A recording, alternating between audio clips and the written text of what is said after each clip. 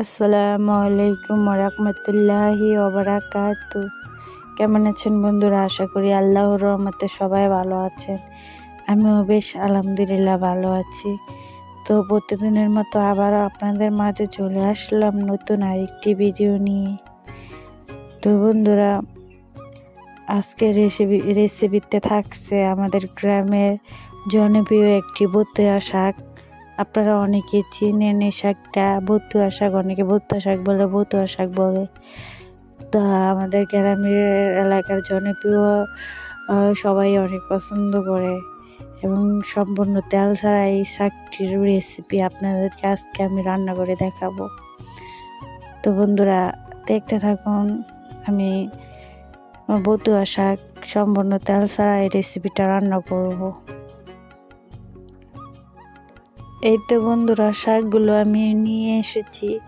তো আমাদের চকের থেকেই তুলে রেখেছিলাম। তো শাকটি অনেক পদের এখানে শাক আছে, তো বেশিরভাগই বতুয়া শাক আছে।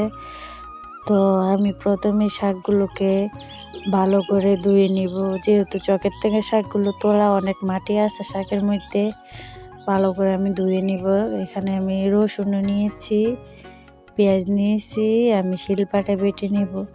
বন্ধুরা, এই শাকের মধ্যে যদি রসুনটা বেশি করে এবং পেঁয়াজ অল্প হইলেও সারবো, যদি শিলপাটায় বেটে শাকটার মধ্যে দেন তো অবশ্যই মাশাআল্লাহ শাকটা খেতে অনেকে ভালো লাগবে। তা আমাদের গ্রাম এলাকার মধ্যে সবাই এই শাকটা অনেক শখ করে খায়। এইভাবে রান্না করে অনেক ভিটামিন ও পুষ্টিও আছে এই শাকটার মধ্যে, আবার তেল ছাড়া রান্না। তো আপনারা অবশ্যই এই বতুয়া শাক এভাবে রান্না করে খেয়ে দেখুন গরম ভাতের সাথে। তো আপনাদের আর কোনো কিছু লাগবে না। এই তো বন্ধুরা, আমি ভালো করে ধুয়ে নিতেছি শাকগুলোকে। তো আমি শাকগুলোর উপরে আমি বেশি করে কয়েকটা কাঁচামরিচও দিয়ে দিয়েছি। তো বন্ধুরা, অবশ্যই এই শাকটা রান্না করার সময় কাঁচামরিচ দিয়ে রান্না করবেন, অনেক ভালো লাগবে। যে যতটুকু ঝাল খান ওই পরিমাণে কাঁচামরিচ অবশ্যই দিবেন। শাকের থেকে অনেক ময়লা উঠেছে বন্ধুরা।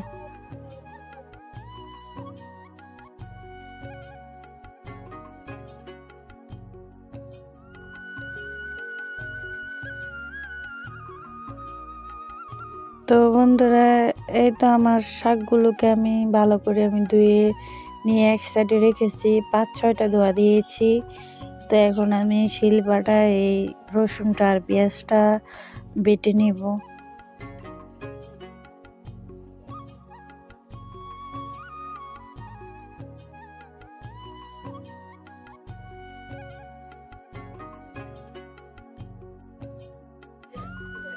বন্ধুরা, এবার আমি শাকগুলোকে একটা হাঁড়ির মধ্যে ভালো করে একবারে আমি দিয়ে তারপরে চুলার মধ্যে বসিয়ে দেব।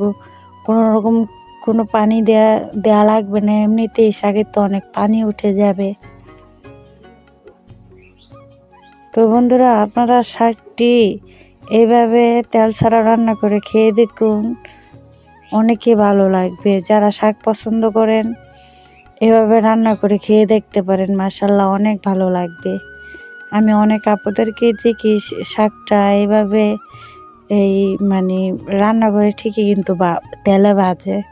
তো তেলে ভাজা ছাড়া এইভাবে রান্না করে খেয়ে দেখতে পারেন, অনেকে ভালো লাগে।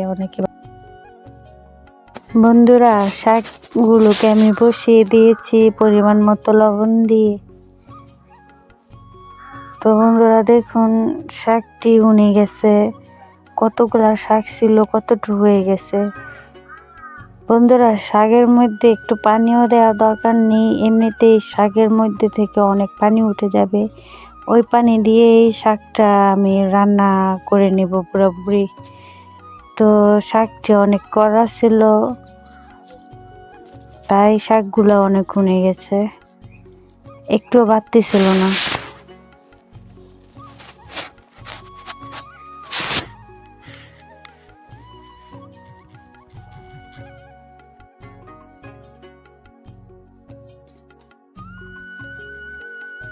বন্ধুরা, শাকগুলো যখন এই দেখবেন এই পুরোপুরি শাকটি সিদ্ধ হয়ে গেছে বা উনে গেছে, পানি অনেকটা পানি উঠে গেছে, তো পানিটা একটু শুকালেই, অল্প একটু শুকালেই মানে শিলপাটায় যে রসুনটা পেঁয়াজটা বেটে নিয়েছি ওই রসুন পেঁয়াজ বাটাটা দিয়ে দিবেন।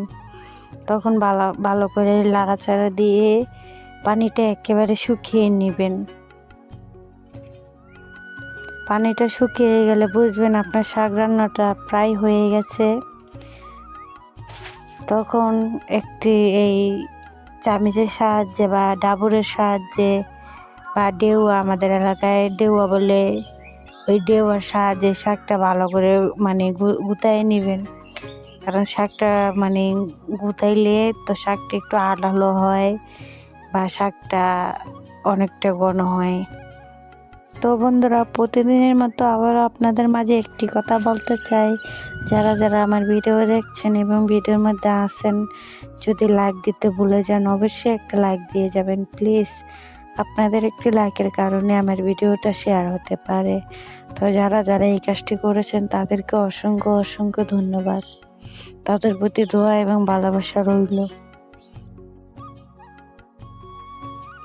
এই তো বন্ধুরা, আমার শাকটা প্রায় রান্নার শেষের দিকে।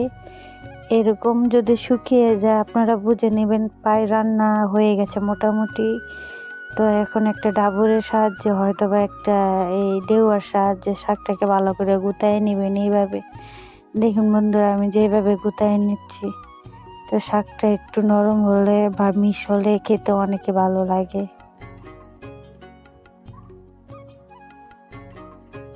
তো আমাদের এলাকায় এটাকে ডেউয়া বলে বন্ধুরা, আপনাদের এলাকায় কি বলে জানি না।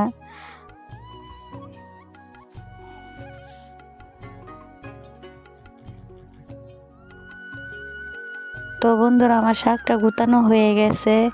এবার অল্প একটু নিয়ে যেটুকু পানি আছে আমি ভালো করে জাল করে পানিটা শুকিয়ে নিব।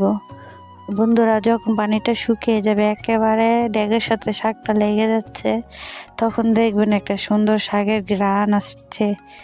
আদা রসুন যেহেতু রসুন বেটে দিয়েছি, একটা সুন্দর ঘ্রাণ আসছে। তো এবার যে শাকটা নামিয়ে নেবেন, আপনার শাকটা হয়ে গেছে বুঝে নেবেন। বন্ধুরা, আমি শাকের উপরে ধনিয়া পাতা দিয়ে দিয়েছি। তো কিছুক্ষণ জাল করে নামিয়ে নিব। তো এদিকে আমি শাকের সাথে খাবারের জন্য আমি শুকনো মরিচ ঢেলে নিচ্ছি। বন্ধুরা, এই শাকের সাথে গরম ভাতের সাথে এই শুকনো মরিচটা খেয়ে দেখুন বন্ধুরা, অনেকই ভালো লাগবে। আমার কাছে যেহেতু ভালো লেগেছে তাই আপনাদের মাঝে আমি শাকের রেসিপিটা আপনার শেয়ার করলাম। অবশ্যই খেয়ে দেখবেন। তো বন্ধুরা, এই তো ফাইনালি আমার শাকটা পুরোপুরি রান্না হয়ে গেছে। তেল ছাড়া এই বতুয়া শাক রান্না। তো কেমন হয়েছে অবশ্যই আপনারা কমেন্টের মধ্যে জানাবেন। আপনারা এই রেসিপিটা বাসায় তৈরি করে খেয়ে দেখবেন, এই তেল ছাড়া শাকের রেসিপিটা অবশ্যই ভালো লাগবে। তো আজ এই পর্যন্তই। সবাই ভালো থাকবেন, সুস্থ থাকবেন, সবাই সবার পাশে থাকবেন, সবাই সবার জন্য দোয়া করবেন। আসসালামু আলাইকুম ওয়া রাহমাতুল্লাহি ওয়া বারাকাতুহু। আল্লাহ হাফেজ।